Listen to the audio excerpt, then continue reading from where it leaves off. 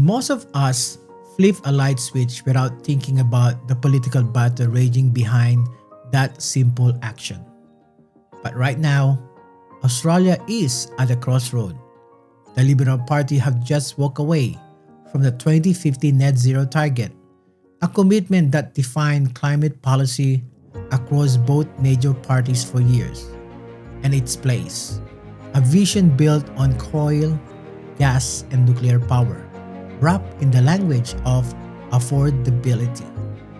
The numbers tell a different story.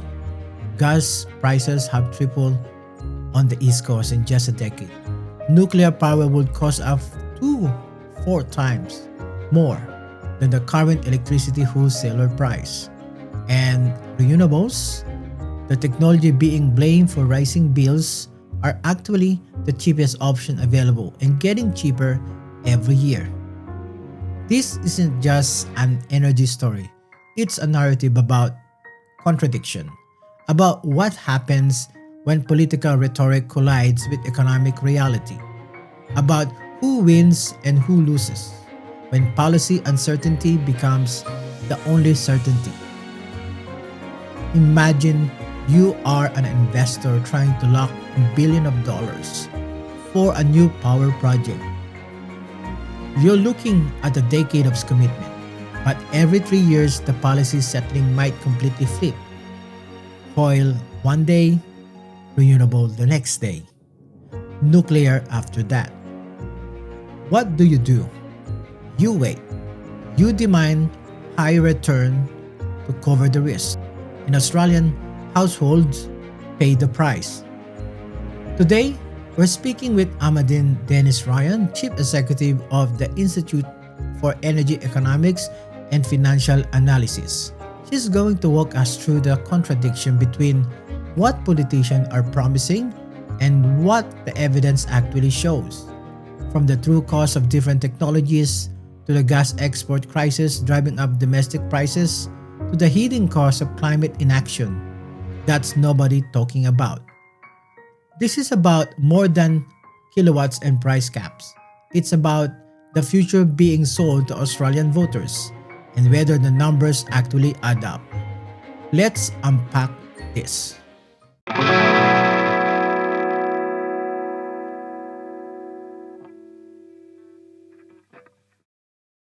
Hello, everyone. Welcome to another episode of Part 8A under redmancarry.com. On today's episode, we're talking to Amadine Dennis Ryan. She is the chief executive of the Institute for Energy and Economics and Financial Analysis. The Liberal Party has now formally walked away from the 2050 net zero target. And when you look at it, there is a lot of mixed stance. What are the biggest contradictions you see between the rhetoric or affordability and the actual technologies they are backing? So we're talking to Dennis Ryan about this. So first thing is we know that they back out on net zero. What are the biggest contradiction you see between this between the labor and the what is the affordability? Because they're saying it's because of affordability and the actual technology to do it apart from net zero. Yeah, look, I mean, we definitely think that it's a good idea to focus on energy affordability while reducing emissions, but we do see a lot of contradictions between that and then, as you said, like the technologies that they're putting forward. Because pretty much they are discarding really the biggest options to reduce energy prices and energy costs, which tend to be accelerating renewables, which are the cheapest source of electricity generation, increasing energy efficiency and residential electrification, or fixing inefficient markets and regulation. But on the other side, the technologies that they talk positively about tend to be the most expensive options available. Things like nuclear, carbon capture and storage, gas generation, or extending aging coal power plants. So I've just noticed on the coalition, they keep saying the language of being technology agnostic. From your perspective, what would be, let's say, what would be genuine techno agnostic policy look like, and how does it differ from what is the currently being proposed? Yes, because look, we definitely like being technology agnostic is a good thing generally. Like we do think it's best to look at what are all the technology options and what is the lowest cost. The issue that I hear is that they say on one end that they're technology agnostic, but then on the other side they say that renewables are pushing prices up, which is not actually evidence based. Renewables have been pushing prices down, other technologies have been pushing prices up. And then they say they want to, extend coal power plants, they want to increase gas. So that doesn't, to me, that just does not sound like a technology agnostic approach.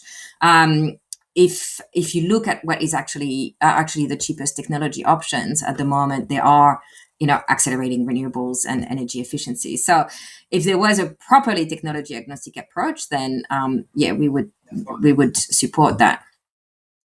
So how does this option stack up on your cost and risk compared with the renewables once you included things like storage, transmission? Yes, well, I mean, the most reputable source really for technology costs comparison in Australia is the CSIRO Gen Cost report that looks at all the different options to generate electricity. So usually, what you find is that renewables on their own are definitely cheaper than all the other technology options. But I guess that's not a completely fair comparison, right? Because renewables are sometimes a bit intermittent, right? But in their report, they also compare renewables with integration. So that's including transmission and storage costs with other technologies. So what they found is that in 2024, renewables with integration and coal, new coal were the two cheapest technologies and about similar. But by 2030, renewables will be materially cheaper. Pretty much renewables are on a cost, downward cost, while, traditional technologies are more stable or even increasing in cost. Like, for example, we've seen a quite significant increase in the cost of producing thermal coal in Australia. It's the same with gas. Then other technologies like gas at the moment is the most expensive generation technology, and that's because gas prices are really high in Australia. Like they tripled on the east coast and they about doubled on the west coast in the last few years, and that's been driven by gas exports. And then other technologies like nuclear are even more expensive. So we did a comprehensive review of different recent projects, nuclear projects in comparable countries, and we found that generating electricity from nuclear would be about 1.5 to nearly 4 times more expensive than our current electricity wholesale prices. So you cited the CSIRO work showing renewable are already a par with the coal will be much cheaper by 2030. If you were sitting down with the politicians skeptical of this, how would you walk them through that evidence? Well, I mean, I think one of the things that people have been really one of the reasons why people have been thinking that renewables are expensive is because they've seen electricity prices go up in recent years at the same time as have been increasing. And then they assume that because of that, renewables are the reason why electricity prices have been going up. So that's probably one of the first things you need to actually really explain is what has been driving prices up in recent years. And our analysis, and looking at a lot of other groups, such as the Australian Energy Market Operator, have found that actually the key drivers behind electricity price rises in recent years were not renewables, but they were instead the price of gas, which I've already said has increased a lot, the price of coal, which increased materially after the invasion of Ukraine, and there were a few production shortages in Australia, coal outages. So that's like when aging coal plants start shutting down more often because they've got more maintenance issues, and then network costs. So these have been like the main factors that have been pushing prices up. In contrast, we looked at what has been the impact of renewables, and we found that mostly renewables have been pushing prices down. So the more renewables there's been in the system, the lower the prices were. And another example, another piece of evidence that is useful is, for example, Griffith University recently modeled what would have happened to electricity prices if we had only built coal and gas generation and then and not renewables. And they found that electricity prices, wholesale prices, would be much higher today. It would be 30 to 50% higher. I guess another thing that we can do is show people what's happening in other countries. And what we're seeing, in Asia, even in like emerging economies, is that increasingly countries are shifting to renewables because it is the cheapest solution. Like very cost sensitive countries are prioritizing renewables over coal and gas. Mhm.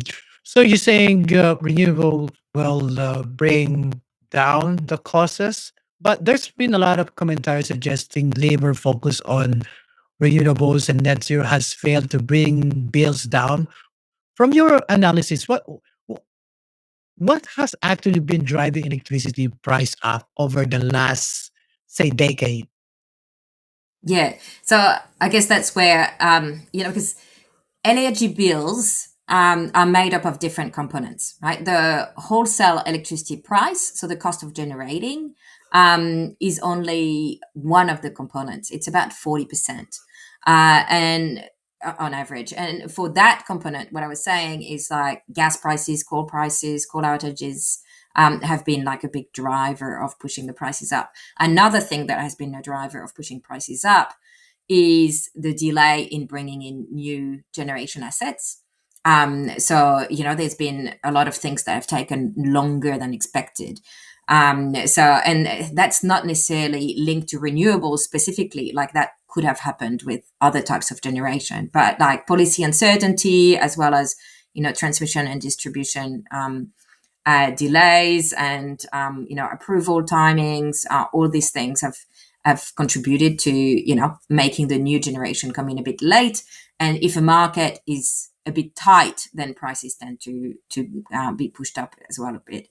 The other elements in the bill are not linked to those costs of generation, and network costs are about similar size as wholesale prices, like they're about 40% of the bills as well, and those have gone up really significantly in recent years too, and that's been driven by a number of factors like inflation and the need to build new cables, and only a small part of that is the transmission, so the big cables.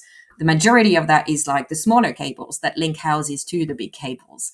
And one factor that we've also found in that is that the regulation of networks is inefficient at the moment. So they've been getting a lot more profit than what they're kind of allowed to under the regulation, nearly twice as much. And so last year, they gained, no, in 2023, sorry, they gained about 4 billions of profits additional to what they were supposed to get. That's about a third of the total revenue they got. So that's really material. And we've been calling for governments to address some of those inefficiencies as well. The other components include things like retail costs and other things that have also gone up for a multitude of factors. So there's a lot more to energy bills than just the cost of generating the electricity. Mhm. So you pointed out gas network outage is one of the key drivers of energy going up. But you also argue that renewables have been putting downward pressure on prices. What does the data show about that? And why do you think this hasn't landed in any political debate or any public narrative? But look, I haven't seen like a really, really comprehensive data analysis of really what were the different factors contributing to electricity price increase. So that would be something that would be great, for someone to be able to do fully and in depth. So we were only able to look at certain factors and, for example, quote what the what the market operator has looked at and things like that. In terms of the coal outages, when you look at the really big spikes in wholesale prices, so when the prices have gone to like thousands of dollars, much higher than normal prices, the majority of those spikes correlated with coal outages. So it's just operational issues at coal plants where they were shut down when they were supposed to be providing electricity. And what we're finding is there's a lot more of those coal outages as plants get older. Australian coal plants are really old. On average, they're like only about 4 years away from retirement based on recent closures. And we found, looking at those recent closures, that towards the end of their lives, coal plants are a lot less available. Like they're available about 2/3 of the time, when normally they're available more like 80% of the time. So that's been an issue in terms of renewables. What our analysis found is that there's really a correlation between when you have high percentage of renewables in the system and really low prices. But I guess that what's more challenging to manage is when there's less renewables, right? The periods of low availability of renewables, which can have an impact on the system as well. But like based on analysis, there's less occurrences of that than occurrences of like negative prices. But we haven't been able to like properly do an in-depth analysis of everything. So the Liberals Party say the private market should determine energy supply, what more so-called baseload like coal. How do investors should speak to actually view new coal projects, and what does that tell us about the risk of stranded assets? I mean, every investor I've talked to, or energy company, has been saying that new coal is unfinanceable. It's impossible to, like, nobody will want to put money on this. Like, there's way too much of a risk for those assets to be closed before the end of their life. Plus, they are more expensive, to build that new renewables. It's There's just no business case for this. Like, we don't really understand how the government thinks that the private sector would support some of those new investments, and some of the other things that they've talked about, like nuclear. It's a very, very high risk proposition for private investors. Like, what we've seen is in comparable countries, nuclear projects, the costs have enormous cost overruns. Usually, they end up costing about 1.5 to 3.5 times, 1.7 to 3.5 times the original estimates, and there's enormous delays in terms of the construction and complexity, and where there's many examples of companies facing enormous financial difficulties, including bankruptcies, governments needing to intervene. So it's very likely that those kind of projects would need to be financed by government rather than the private sector. Like, not many people would want to touch that. And for example, when it comes to new gas generation, there's just a global shortage of gas turbine that's expected to last until 2030. So the idea that we could build new gas plants in the short term is just not realistic. Mhm. When the opposition party ditched this net zero and talks up coal, nuclear, and gas, what signals does that send to capital markets, and how quickly can that translate into higher or more volatile prices for household? Well, and that's one of the key problems, right? It's just that announcement is already creating enormous amounts of policy uncertainty. Really, what can bring prices down is bipartisan support, a clear certainty about what's going to happen in the future, and favorable market conditions. But what we've seen in the last 2 decades is that policy uncertainty has been a big factor in driving prices up, because as we were talking about before, investors are much more reluctant to put in billions, to lock in billions of dollars into new projects where they don't know if the policy settings are going to change at the next election. So that was a big issue, like a decade ago, when there were the so-called climate wars. And we are going to be seeing that again now. So yes, it's that uncertainty is going to come at a high cost. So we'll go back to the gas, because gas is one of the key drivers on price up. Do we definitely need fixing that so that because been for a decade now, the price of the gas has tripled in a decade. Yes, the gas market needs fixing really urgently. So like I was just saying before, like on the East Coast, gas prices have about tripled. On the West Coast, they've about doubled. And on the West Coast, the analysis hasn't been fully done, but it looks like on the East Coast, it's been done by the ACCC and others. And they found that it was entirely attributable to liquefied natural gas exports, and on the West Coast, it's likely to be one of the main factors.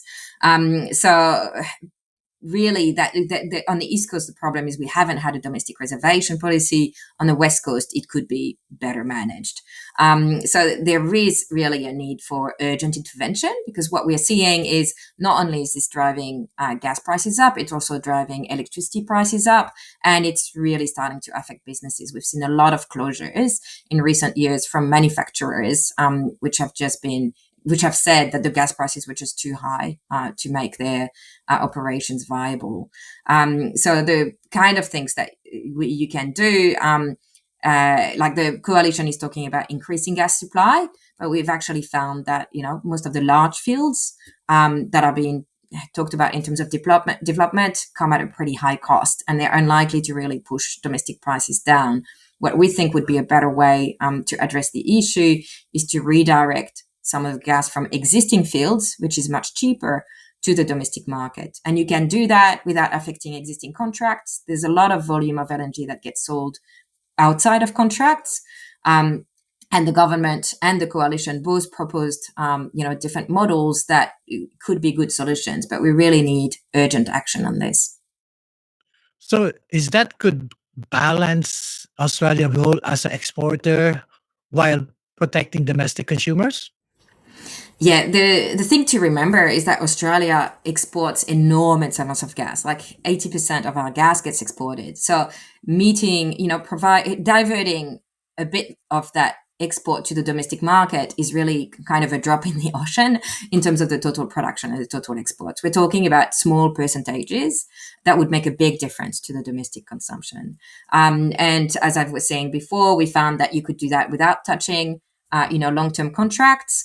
And there's also an enormous supply glut that is coming on global energy markets. So global energy markets are expected to have too much supply starting from next year. And that's expected to increase significantly, like the overcapacity over the next few years. So there's definitely a lot of room to, shift a little bit of that gas to the domestic market.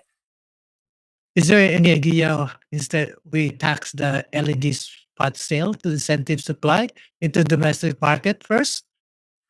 Yeah, that's actually the policy that was proposed by the coalition before the election, and we reviewed a range of different policy options, and we actually agreed with them that that was potentially the most effective and efficient policy that you could do to redirect that gas. The benefits of that is that it's quite flexible, so it can adapt to the different levels of demand that we've got domestically, and it would introduce a price differential between domestic gas and international gas. So it would kind of guarantee that prices would come down. Another mechanism that is being proposed by the federal government, the rumors of what is being proposed by the federal government as part of the gas market review is an export licensing kind of mechanism where producers would be pretty much allowed to export certain volumes, provided that they supply certain volumes in the domestic market. We think that that could also work, but then you don't have that guaranteed effect on the domestic price, and then there's a bit, you have to kind of predict how much you're going to need, which is a bit difficult sometimes. Thank you for thank you for that. So my last question is when you look at the current contest between more gas and coal versus faster renewable efficiency and electrification, what are the hidden costs and the risk in each pathway that voters are not being told about? Yeah, look, I guess some of the hidden cost is really the cost of not acting on reducing emissions, because clearly, if you push renewables and energy efficiency electrification, that's going to be aligned with achieving net zero. Whereas if we keep our emissions up for longer, then we increase, the temperature outcome, and then there's going to be really large cost from that. I mean, we're already seeing an increasing number of homes becoming uninsurable, or just their insurance becomes unaffordable. And like a climate risk analyst was predicting that by 2030, 1 in 10 homes would become, by 2035, sorry, 1 in 10 homes would become uninsurable in Australia. And we're already seeing really high business costs as well from extreme climate events. Like we estimated in 2022, for example, that coal miners lost about 5 billion of sales revenue, mostly because of flooding and extreme weather events. So I guess that also should be part of the conversation. There's the cost of reducing our emissions, but there's also the cost of climate impacts. Thank you for that. Amanda Dean Dennis-Ryan, Chief Executive of the Institute for Energy and Economics and Financial Analysis. Thank you for your time. Thanks for having me. That's another episode of Part 8A, and see you again next week. Thank you.